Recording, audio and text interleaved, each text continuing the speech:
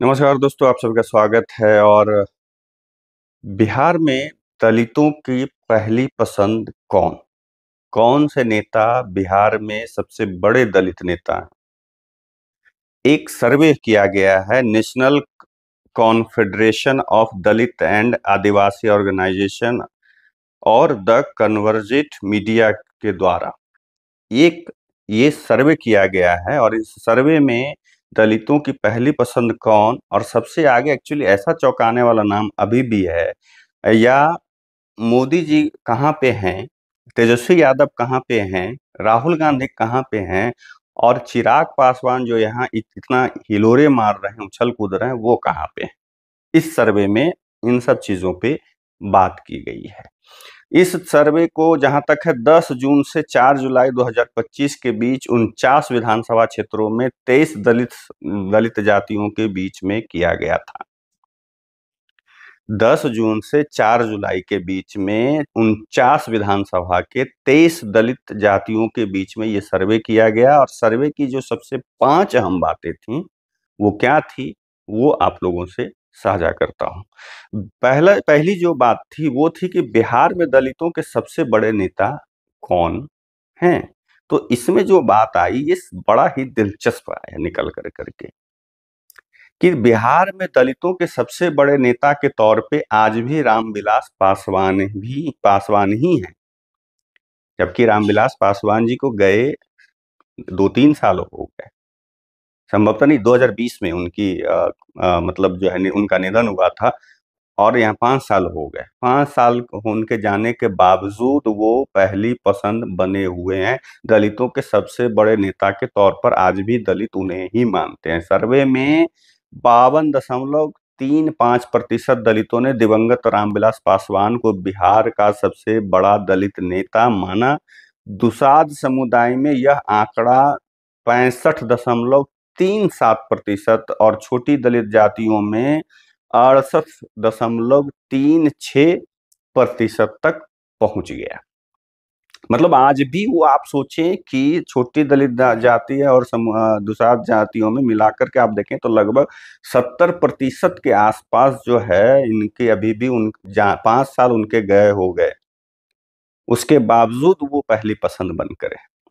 यहाँ तक कि जीवित नेताओं में जैसे मोदी, तेजस्वी, चिराग, राहुल गांधी सभी पीछे रह गए उनसे। इससे जाहिर है कि रामविलास पासवान की विरासत अभी भी जीवित है और उनकी जगह भरना किसी के लिए आसान नहीं होगा। उनके खुद के बेटे वहां पे नहीं टिक पा रहे हैं, आप सोच लीजिए।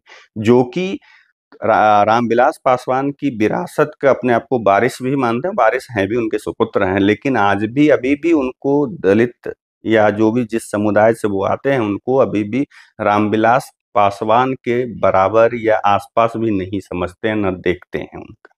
ये पहली बात हो गई।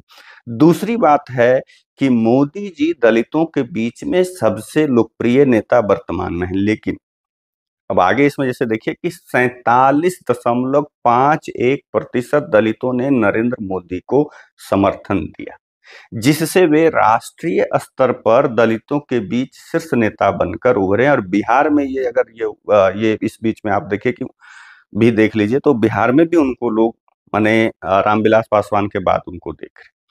और वहीं राहुल गांधी को 40.30% जो है समर्थन के साथ करीबी मुकाबला मिला है, लेकिन 7-7.5% या 7% के आसपास जो है अंतर है दोनों के बीच में। मोदी की लोकप्रियता केंद्र की नीतियों से जुड़ी है, लेकिन उनकी स्वीकार्यता दलित नेतृत्व के संदर्भ में नहीं बल्कि राष्ट्रीय नेता के तौर पर है।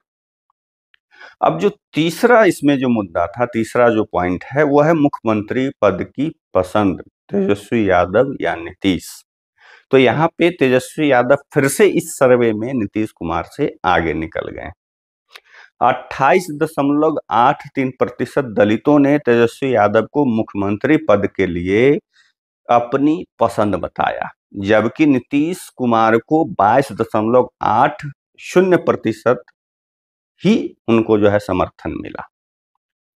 मतलब जिस दलित महादलित वोट बैंक पर इनकी जो है राजनीति, जब से नीतीश जी आए थे उन्होंने ही दलित महादलित ये सब बनाया था, महादलित एक अलग कर करके उन्होंने ये किया था, और लंबे समय से उनके ये सबसे बड़े वोट बैंक के रूप में। लेकिन अगर इस सर्वे की माने 49 विधानसभा क्षेत्रों से और ये बिहार में, तो नीतीश कुमार और इनके बीच में लगभग जो है मतलब 6% का अंतर है, नीतीश जी और तेजस्वी यादव में। और चिराग पासवान को 25.88% समर्थन मिला है।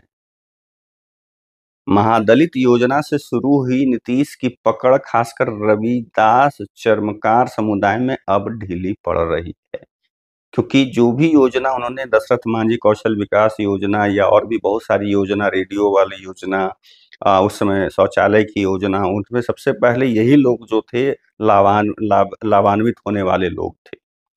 अब जो चौथी महत्वपूर्ण बात है कि यहाँ पे दो गठबंधन है मेन मतलब, एक एनडीए और महागठबंधन। इन दोनों में किसको बढ़त मिली इस सर्वे में? तो इस सर्वे में महागठबंधन को बढ़त, मतलब अभी तक जितने सर्वे हुए उसमें सबसे ज्यादा, मतलब अगर बढ़त मिलती थी तो गठबंधन के तौर पर एनडीए को, और मुख्यमंत्री के पसंद के तौर पे तेजस्वी यादव को। यहाँ पे मुख्यमंत्री के तौर पे ही भी तेजस्वी यादव ही आगे हैं, और गठबंधन के तौर पे भी महागठबंधन ही आगे है। महागठबंधन को इस सर्वे के हिसाब से 46.13% समर्थन मिला है, जबकि एनडीए को सिर्फ 31.93%, यानी कि 32% समर्थन मिला है।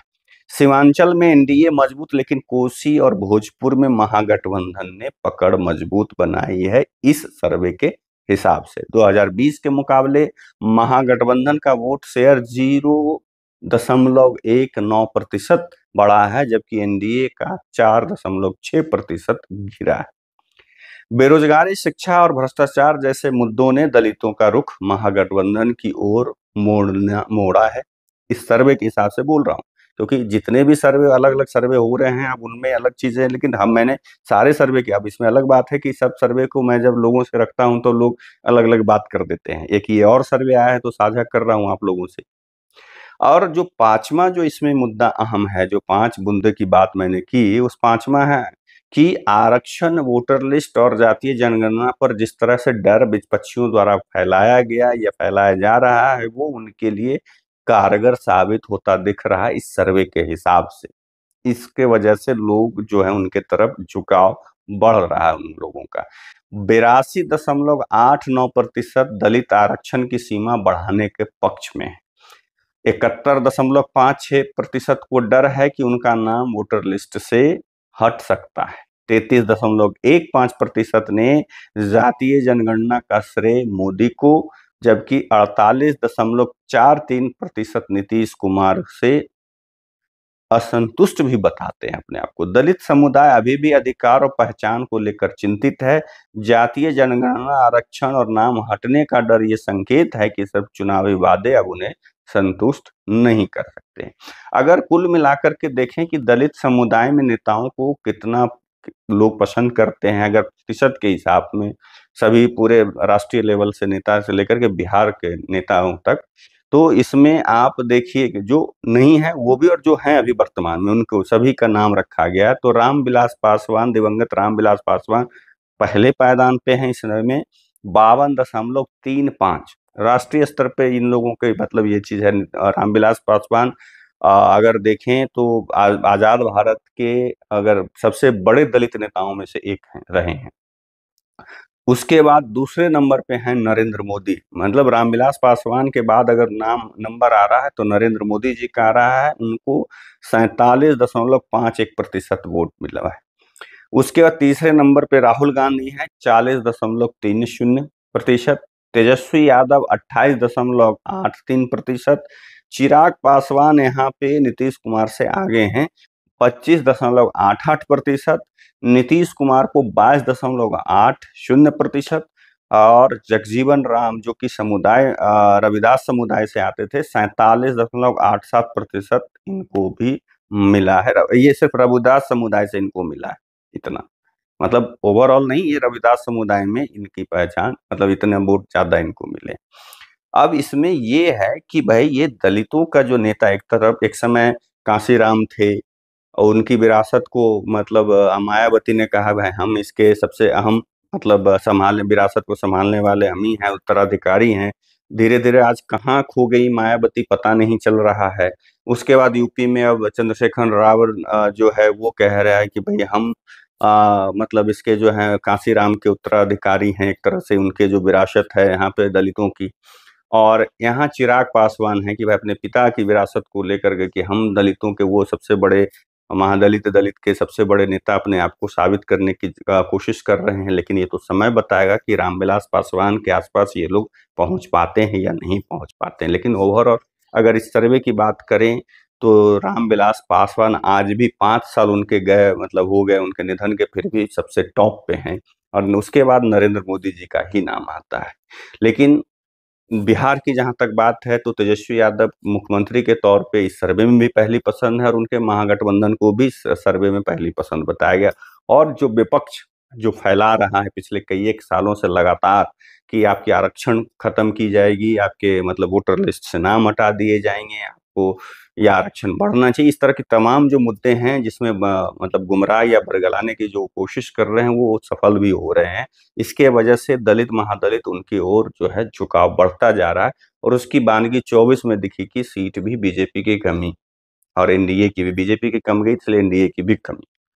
तो ये कुल मिलाकर करके अब 2025 विधानसभा जो चुनाव होने वाले बिहार के, उसमें क्या स्थिति इसमें बनेगी ये तो समय बताएगा। लेकिन अभी क्योंकि जितने भी सर्वे हैं अपने अपने दावे हैं, अब कौन सा सर्वे सही होगा ये तो समय बताएगा। और ये सर्वे तो आप भी जानते हैं कि सर्वे जितने भी सर्वे होते हैं, चाहे जितना भी आप अभी तक मैंने जितने सर्वे का बात किया, सभी पैसे लेकर के भी किए जाते हैं। इस तरह का आरोप भी लगता रहता है कि भाई पक्ष में कैसे माहौल बनाना है तो इस तरह का सर्वे करवा दो। पहले ओपिनियन पोल होता था, अब सर्वे के नाम पर इस तरह से किए जा रहे हैं। तो अब किसका क्या है वो तो चुनाव परिणाम ही आने के बाद पता चल पाएगा। आप लोगों का क्या मानना है कमेंट करके जरूर बताइएगा। तब तक के लिए आप लोगों से विदा लेता हूँ, दूसरे वीडियो में मिलूंगा। नमस्कार।